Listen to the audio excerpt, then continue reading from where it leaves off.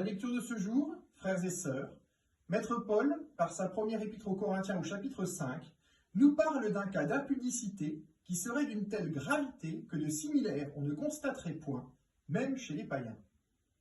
Il s'agirait, comme il nous l'indique à sa manière, d'un homme qui vivrait des actes de chair avec la femme de son propre père.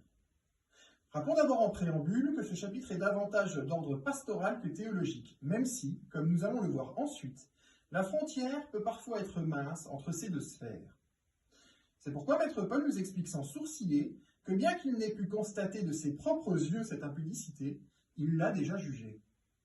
Et s'il le peut, sans être parmi eux, c'est simplement du fait que cette situation ne peut amener que des complications. Car elle bouleverse les fondations à la fois de la civilisation, mais également celle plus importante de la distinction, ramenant les rôles qu'occupe chaque membre de la famille respectivement au néant. Car si la famille se construit à l'image de l'unique divinité, c'est-à-dire selon la Trinité, c'est pour des raisons qui surpassent la simple question de la civilisation. Car poser une question sous-entend pouvoir en formuler l'équation. Et qui peut se targuer de le faire si tous les chiffres commencent à se confondre en une seule et même matière? C'est pourquoi en ce dimanche, frères et sœurs, je souhaiterais que nous nous intéressions à la question du discernement et de ses conditions. Car discerner sous-entend l'acte par lequel l'esprit sépare, analyse et reconnaît nettement divers éléments. Il faut donc pouvoir séparer intellectuellement les rôles de chaque segment afin d'en avoir une vision claire de ce qu'il incombe à chacun de faire.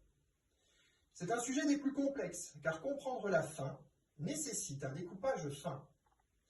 Si donc ce cas d'impudicité est si grave, c'est notamment parce qu'il brouille les rôles que se doivent d'occuper les membres de la famille concernée.